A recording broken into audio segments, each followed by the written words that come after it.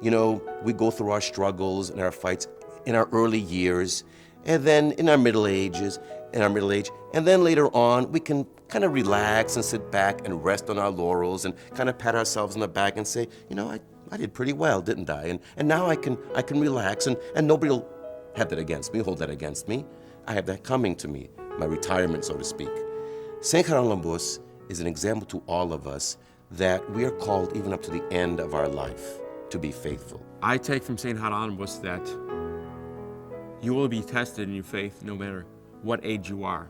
Whether you're a 1, 50, or 113 years old like Saint Haralambos, you always better be prepared, and you always better be ready to witness your faith, because just like the end days will come like a thief in the night, Christ says, you will be tested like a thief in the night. We don't know where it will come. But just as St. John the Baptist says, prepare the way of the Lord, he says we better be ready. We better be ready at all times. And that's what St. Haralambos teaches us, because in the twilight of his life, he was put to the ultimate test. In 85 AD, the great Saint Haralambos was born in Magnesia of Asia Minor, near Smyrna. He was a humble man who lived to 113 years old. Not much is really known about his upbringing, except the fact that he became a priest at a very young age in his hometown. It was tremendously difficult to be a priest during these first several centuries, because you end up with a situation where the church is struggling to exist in a community which is very hostile to it. We know that it's illegal to be a Christian. Of course, in the first 100 years of the church's history, there were no churches. There was very few ordained priests. The apostles were sending individuals out to proselytize. However, the church was under great persecution by the Romans. The church was underground.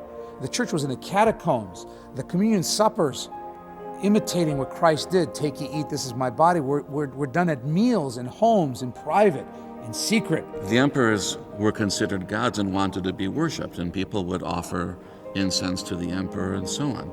The Christians believed in praying for the emperor, but they would not worship him. And this was a big insult to the emperor. They believed that these individuals, like Haralambos, who rose to popularity, were rising to political popularity with political aims and objectives. And of course, they viewed them as enemies of the state. This was the reign of Septimus Severus, who began his persecution of the Christians in North Africa, went through Egypt, and finally decided that he wanted to get rid of the Christians in the Anatolia, which is basically Asia Minor today. Severus, seeing the failed attempts of his predecessors, of the preceding emperors, in trying to stamp out Christianity with all-out persecutions, decides on another tactic. That is, we'll let you live in peace, but we will no longer permit you to baptize pagans into Christianity. Figuring, and it's rather clever, thereby slowly but surely stamping out Christianity, figuring that there wouldn't be much of an outburst against this policy. Well, now you have someone like Saint Haralambos who cannot but preach, and therefore people hearing his preaching, they can't help but want to become Christian. And for that reason, this 113-year-old man is such a threat to the emperor and to the officials, the Roman officials in Magnesia of Asia Minor. The very interesting point about Saint Haralambos is that he's put to his test. He's given his cross that he has to carry. Not when he's a young man, not middle age, but in the twilight of his life, when he's 113 years old. In St. Haralambos' case, he was attracting that attention for being a strong old man, but he was attracting even more attention because of his faith. And to the emperor, there was a rage and a jealousy, not only because he was attracting attention as an old person, but because he was focusing that attention on Jesus Christ.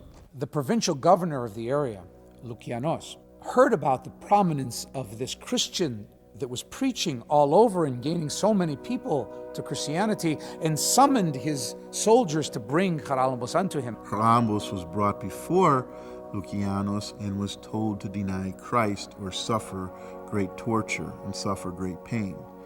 Haralambos would not deny Christ, but if anything, his voice grew even stronger in praising and glorifying the Lord. So he tells the governor that he's not going to renounce Christ, no matter what he does. Just the mention of Jesus Christ as a God set the governor off. So he says, you don't want to renounce Christ? Well, I'll show you what I'm going to do. So he parades him into town in front of everybody, and he starts to torture him. This period of suffering was commonly known as the longest period of suffering that anyone has ever suffered for the name of Christ. When they targeted Haralambos, they knew that if they would just execute him, they would make a martyr. So it was very important for them to see if they could get Haralambos to deny his faith. And they thought that by subjecting him to pain and torture, that sooner or later he was going to relent. But they were wrong. They stripped him of all his clothing, they put him in a public place, they whipped him, they cut him with knives, always being careful not to kill the person. They wanted him to suffer. They wanted to make him a public spectacle because they believed that this would be a deterrent to the people. What happened was just the opposite. When the common people saw the suffering that this saint would undergo for Christ's name, they were inspired. The people, instead of becoming frightened, were amazed at the fortitude, at the courage of this particular priest. Mind you, that he wasn't even a young man, but an old man, where you would think that at this point in his life, he would say, you know, I want to die a peaceful death. I'll do whatever you say. I'll just stop baptizing and catechizing. And they would have agreed to that. He didn't have to necessarily worship the idols, just had to stop his Christian missionary work. And the people were amazed at this old man's fortitude. Some would ask, why would God let a 113-year-old man suffer such great pain for his name? We have to remember, Saint Haralambos was a man who endured the suffering willfully. He wanted this suffering to take place, much like the suffering of our Lord Jesus Christ on the cross. And they are so inspired by that they ask Haralambos to pray for them. And of course, the saint immediately prays for them, and they are converted to Christianity, which drives Lucianos even more nuts and wild. Well, since Saint Haralambos survived all these tortures, the military governor is so frustrated with his commander that he said, I'll take care of it myself. So they both rushed there to inflict the tortures themselves. The governor reached out to strike Saint Haralambos, and his arm was paralyzed. He couldn't move. And the other one goes to spit upon Saint Haralambos, and his whole face becomes paralyzed. Now you have Lucianos, the governor of Magnesia, and this official pleading to Saint Haralambos to pray to his God, to this Christ, whom shortly before they were mocking and they wanted him to deny. And as he had done with almost all of his tortures, he prayed to God to be merciful to the people who were torturing him, imitating Christ, who did the same thing on the cross. And God answered the prayer. They were all healed and back to normal. Being freed from this, they finally realized the power of God within their hearts, and the example and witness of Haralambos softens their hearts, and they become Christians themselves. Then the governor wrote all this down in a letter to the emperor. He described what had just happened, and then after he finished describing what happened, he also offered his resignation. Upon receiving the letter from his great governor, the emperor was enraged. Think of it. You have a young, virile emperor and a 113-year-old man that's in his way. So he sends 300 of his soldiers to Magnesia to bring now the saint to Antioch, where the emperor is. So Saint Haralambos appears in front of the emperor, and the emperor demands him to renounce Christ, and of course, once again, he refuses. So the emperor now begins a series of tortures. He stones him, tries to burn him, almost everything else that was done to him before. And the emperor himself oversaw the continuing torture of Haralambos. And at one point, he became so frustrated, he began shooting arrows up in the air, trying to get at the god of Haralambos. Looking up to the skies and the heavens and shouting and demanding, saying, I want to fight this Christ. Come down here on earth so I can fight you, do battle with you.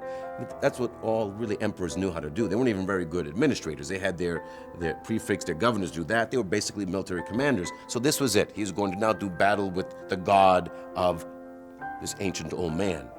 How symbolic that someone doesn't want people to believe in Christ, and he himself is acknowledging that this guy up there, this superpower is up there fortifying this guy. So he's shooting arrows at Christ, starting a fight with Christ. Well, if you're going to challenge Christ, you know what Christ does.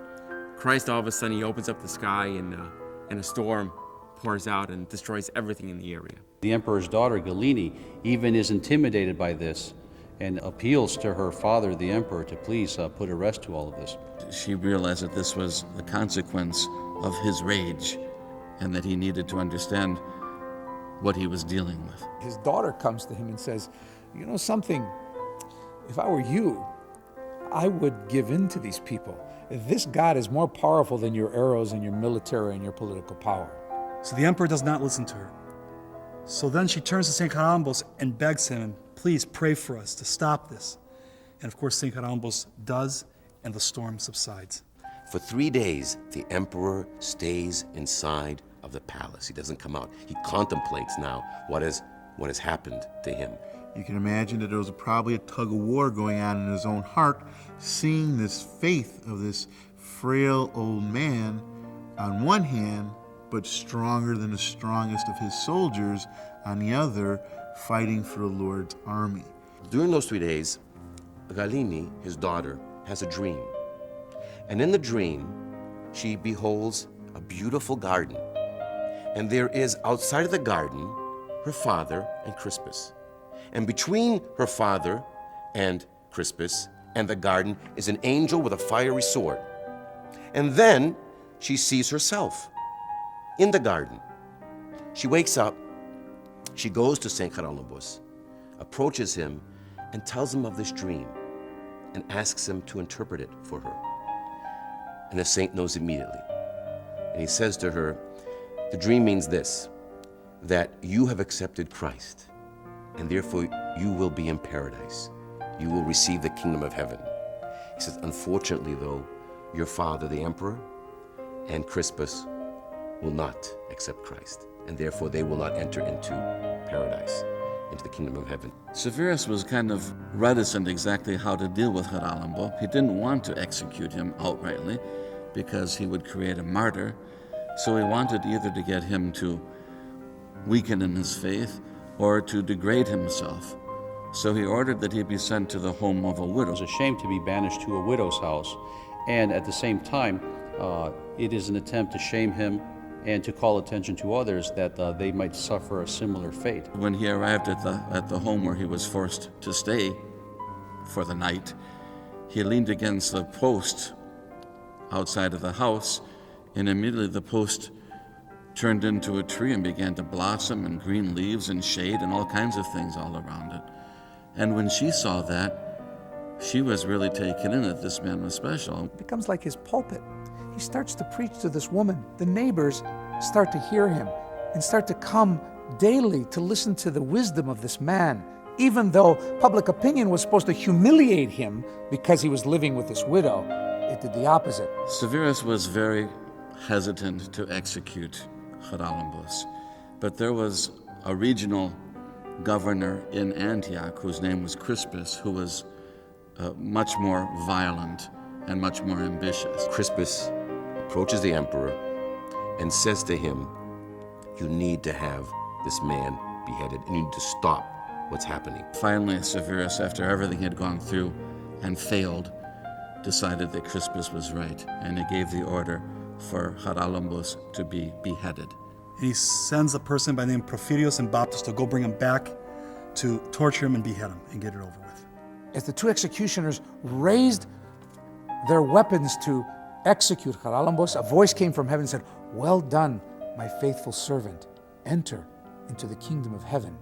At which point the saint died a very peaceful death before even one blow was struck upon him by the executioners. This is one of the reasons why Saint Haralambos is known as the saint who wouldn't die. And the two executioners, Porphyrios and Baptist, after witnessing all the tortures that Saint Haralambos went through, converted also to Christianity, and they were martyred on the same day. Saint Haralambos, who is commemorated, who is remembered on February 10th, the day that he died, is commemorated not by himself, but fittingly with these two people who are converted, the two executioners who couldn't do their job, who could not execute the saint. Why? Because he was such a faithful servant, and they heard the voice from heaven that recognized before all and proclaimed Saint Haralambos to be that faithful servant. In 1943, during the German occupation of Western and Eastern Europe. In the country of Greece, there was a village in the Peloponnesus area named Philatra. The German soldiers were trying to invade the town of Philatra because outside of Philatra, a small garrison of German soldiers were executed, were ambushed by the communists, the Andartes, the guerrillas that were in the mountains. And usually when a Greek killed a German, 50 Greeks would be killed in response to the death of one of the German soldiers. So the order was given from the command of the Peloponnesus, which was in Tripoli, that the regional commander in Philatra should take all of the men hostage, about 1,500 men, take them off to Germany, probably to be executed, and burn down the village. So the officer's name was Kunster, and Kunster went to bed that night planning in the morning to execute the orders that had been given to him. He was totally beside himself because he was saying, I've been very friendly not only to the village but to the surrounding areas, and this is what happens. When the order had first been issued out of Tripoli, there were a number of people in Tripoli who were originally from Philatra, including a priest who had originally gone down to the German command to see if he could talk them out of it, but saw that it was just too charged a situation, and he backed off. But he put out the word to his patriotas, the other people from the village, that they needed to pray because their town was going to be destroyed. And they all prayed to Saint Haralambos as their protector. So that night he's going to sleep, and he's very angry still, upset. He's going, I'm going to level this city, no matter what. And during his sleep, he has a dream. And a dream of an old man comes to him in a dream and tells him, don't do what you're going to do. I want you to stop. Because if you don't do what I'm telling you to do, you're not going to see your family again. And he went back to sleep, and the second time the old man came to him and told him, I told you, don't do it, and don't worry about being disciplined from above. I will take care of you. And then a third time he saw the old man who told him, don't follow the orders. He finally went to sleep, and he tossed and turned all night. He had a terrible night. He wakes up, and he's very agitated about this. Who am I seeing? He cannot understand it. He called his commanding officer in Tripoli, and he said to him, I just had a terrible, terrible night, and I'm questioning what I should do. And his officer asked him what happened, and he said that he had seen in his sleep this man, and he described him, and he gave me directions that I should not follow the orders. The commander in Tripoli said, I had the same dream, and I'm withdrawing from you the order to destroy the city. Later, the villagers and the leaders of the town asked the German officers, what happened? Why didn't you carry out the orders to destroy this town and to kill us all? And they said, we saw this man. So they asked, what man? This man, he had a beard, and he was, tall, and he was slender, and he was wearing black robes. A man with black robes? Kunster went with some of the local people around to all the churches trying to find out who the old man was that he had seen in his sleep.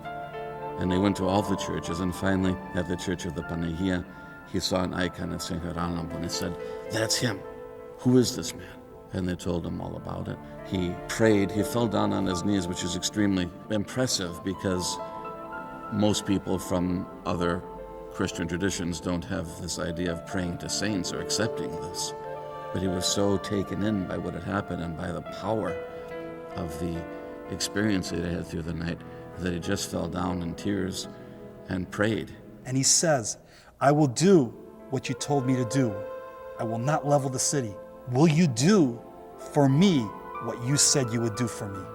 And eventually everyone's crying, and he gets up and he leaves the city alone, does not level it. And then after the occupation of the Nazis is released and they remove themselves and go back to Germany, he goes back and he finds his family, which is in the city outside of Dresden, which during World War II was one of the most bombed cities, where it was a firestorm. They dropped so many incendiary bombs on the city and the surrounding areas that it practically killed almost 100,000 people in one night. And his family survived. And every year, from that time on, he would return on February 10th, which is the feast day of Saint Haralambos, and walk in the procession around this whole square as they carried the icon. About 4 years ago, he stopped and they feel that he has passed away. And to this day, many come from all over Peloponnesus in Greece to celebrate this great happening, this great event in the history of that town from this great saint, this great model.